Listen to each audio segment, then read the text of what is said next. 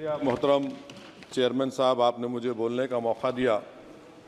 मैं शुरुआत में बताना चाह रहा हूं कि मैं हुकूमत की तरफ से लाए गए इस रेजोल्यूशन की मुखालिफत में बोल रहा हूं और मैंने अमेंडमेंट्स भी दिए हैं प्रेजेंट एड्रेस के लिए। और चेयरमैन साहब, आप उर्दू को जानते हैं। किसी एक शायर ने शायद बरसर इक़्तिदार जमात के लिए ये शेर कहा होगा कि उसूल बेचकर मसनद ख़रीदने वालों, निगाह अहले वफ़ा में बहुत हक़ीर हो तुम। वतन का पास तुम्हें था न होगा कभी कि अपने हिर्स के बंदे हो, बेज़मीर हो तुम।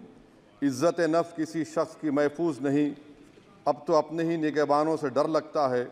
डंके की चोट पे जालिम को बुरा कहता हूँ, मुझे सूली से न जिंदानों से डर लगता है।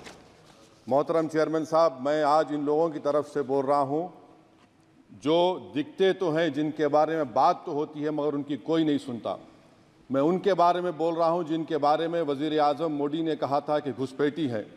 मैं उन बेटियों और माओं के बारे में कह रहा हूँ जिनके बारे में मोदी ने कहा कि ज़्यादा बच्चे पैदा करते।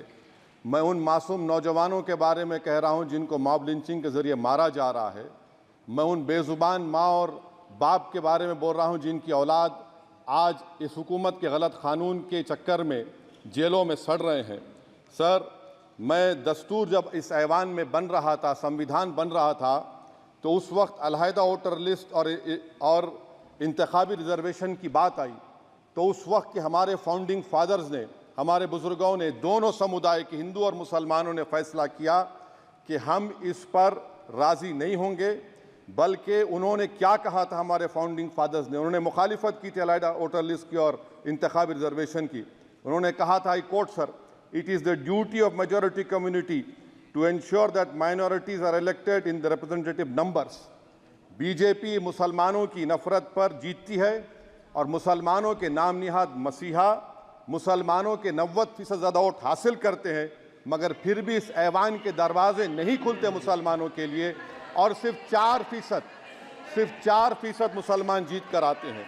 सर, संविधान सिर्फ एक किताब नहीं है जिसे चूमा जाए, संविधान एक किताब नहीं है जिसे दिखाया जाए, संविधान एक सिंबल भी है, मगर संविधान एक हमारे बुजुर्गों के ख्वाबों की किताब है।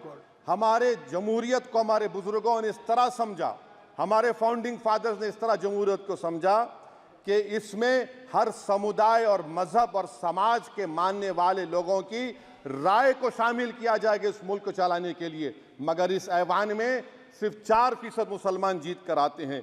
मैं संविधान से जो मोहब्बत के दावे करते हैं उनसे कहूँगा कि कभी उठाकर पढ़ो कॉन्स्टिट्यूएंट असेंबली डिबेट्स में कि नेहरू ने, HC मुखर्जी ने, सरदार हुकुम सिंह ने माइनॉरिटीज़ के बारे में क्या कहा था। सर, वतन अजीज़ का मुस्तकबिल कैसा होगा जब बीजेपी मुझे गायब करना चाहती है और दीगर हिज़्ब इख्तिलाफ की पार्टियाँ के लिए मेरा वजूद सिर्फ वोट डालना और अपनी खबर में जाकर सो जाना है। इसीलिए आप देखते हैं कि समाजी इंसाफ है सर कि 4% मुसलमान जीत कर आते हैं। सर, इस ऐवान में OBC समाज के MP अब अपर कास्ट के MP के बराबर हो चुके हैं। OBC समाज के MP अब अपर कास्ट MP के बराबर हो चुके हैं और 14% मुसलमान सिर्फ 4% जीत कर आते हैं। CSDS का डेटा ये बताता है कि इस मुल्क में जो वोट बैंक है, जो एक मुश्त वोट डालता है, वो अपर कास्ट का है। मुसलमान का कभी ना वोट बैंक था ना कभी रहेगा। सर, 4 जून के बाद 6 मुसलमानों की मॉब लिंचिंग हुई। 11 घरों को मध्य प्रदेश में मोदी के बुलडोजर ने निस्तो नाबूद कर दिया। हिमाचल प्रदेश में एक मुसलमान की एक दुकान को लूट लिया गया और हिज़्ब इख्तिलाफ की पार्टियों की तरफ से सन्नाटा है। शायद अब वक्त आ चुका है कि लफ्ज़ मुसलमान का नाम लेना भी अब उस पर पाबंदी आयद कर दी जाएगी। सर, मैं ये बात बताना चाह रहा हूँ कि नरेंद्र मोदी को जो मैंडेट मिला है। एक मिनट, आप लोग बैठ जाएं, कृपया आप लोग बैठ जाएं। श्री मनसुख मांडविया जी, आप लोग बैठ जाएं, कृपया माननीय सदस्य बैठ जाएं। श्री मनसुख मांडविया जी, कृपया आप लोग बैठ जाएं। अपने प्रारंभिक भाषण में आप लोग बैठ जाएं। माननीय सदस्य ने अपने प्रारंभिक भाषण में जो शब्द प्रयोग करा है उसको ऑथेंटिकेट करा जाए। और अभी उन्होंने उल्लेख करा कि मोदी के बुलडोजर ने वहाँ मॉब लिंचिंग करा है, उसको भी ऑथेंटिकेट करा जाए। निश्चित तौर से इसको ठीक है, ठीक है, ठीक है, ठीक है, ठीक है। उवैसी साहब जब भी कोई बात नहीं सर, आप चेयर पर बैठे हैं जी, इसलिए आप मंत्री जी को पेट में दर्द हुआ, माशाल्लाह, शुक्रिया उनका। नहीं, तो सर मैं ये बोल मंत्री की रहा था, जवाबदेही है अरे ये नहीं मंत्री इससे की बुरी बात क्या है? पेट में दर्द हो सकता है। वो दर्द ये सब ठीक अच्छा, है। दर्द हुआ, चलिए दर्द हुआ, दिल का दर्द हुआ। तो सर, जो नरेंद्र मोदी को मैंडेट मिला है वो सिर्फ और सिर्फ मुसलमानों की नफरत पर हिंदुत्व की वजह से मिला है। I would like to say it is not Modi's in dock, but every single person voted him despite his anti Muslim voice. And I would like to tell the opposition parties, this is not a moral victory for you. This is a victory of majoritarianism. Everyone should contemplate and do introspection. Why is it that the OBCs and the upper caste are getting their due representation? Why are the Muslims not getting? Are we here only to vote for you and not to get elected? If that is the case, please tell us that we are only here to vote for you. Sir, आज भारत के आधे नौजवान बेरोजगार हैं और रोजगार की तालाश, बेरोजगारी का आलम यह है सर कि मोदी सरकार के 5 साल में 75 लाख एस्पिरेंट्स की जिंदगी बर्बाद हो गई, 6 पेपर लीक हुआ। बेरोजगारी का आलम यह है सर कि रशिया जा रहे हैं, वहां जाकर अपनी जानों को दे रहे हैं। बेरोजगारी का आलम यह है कि नरेंद्र मोदी रोजगार का कैंप चलाती है नौजवानों के लिए कि तुम इजराइल में जाकर काम करो, उनको कैनन फॉडर बना रही है ताकि फलस्तीनियों की जायदादों को हड़प कर सके। ये भी कंक्लूड मैं, अरे सर मेरा टाइम है। कहाँ टाइम है सर? आप ये टाइम ले लिए मेरा। सर मैं 2 मिनट दीजिए। ये विश्वगुरु की पॉलिसी है। इजराइल को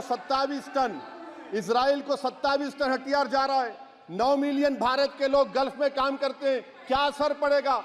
47,000 इजरायली फलस्तीनी मार चुके हैं। क्या है हमारी पॉलिसी सर? क्यों हथियार दे रहे हैं सर? नस्लकशी हो रही है। सदर जमहूरिया के खुतबे में राष्ट्रपति के सर, मैं उसी पे बोल रहा हूं सर, उसमें लिखा हुआ है फॉरेन पॉलिसी के ऊपर, आप पैराग्राफ नंबर 25 देख लीजिए। सदर जमहूरिया में सैचुरेशन अप्रोच है। क्यों नहीं मोदी सरकार माइनॉरिटीज को तीनों स्कॉलरशिप को डिमांड करती है सर? उसको आपने बजट कम कर दिया। सर बनारस का बुनकर 18 महीने से मंडी का शिकार है, सूरत और बेंगलुरु जा रहा है। सर आखिरी बात कंक्लूड कर रहा हूं, आखिरी बात सर, पनून केस में निखिल गुप्ता, मोदी ने कहा था कि हम घर में घुसकर मारा, तो निखिल गुप्ता को किसने ऑर्डर दिया था पनून को मारने का? अगर नहीं दिया तो उसको बचाइए, और अगर दिया नहीं तो फिर उस पर पीएमएलए क्यों नहीं लगाते? और सर समाप्त करो। कमेटी बनाई आपने, उसका क्या हुआ? सर हम एससीओ को नहीं जा रहे। सर मैं आपको बता रहा हूं कि मैं अपनी इस तकरीर को टीपू सुल्तान की नजर, सुनिए सर, अब हो गया खत्म कर रहा हूं सर। मैं अपनी तकरीर को टीपू सुल्तान के नजर कर रहा हूं। ये टीपू सुल्तान की फोटो है, क्या आप इससे भी नफरत करेंगे?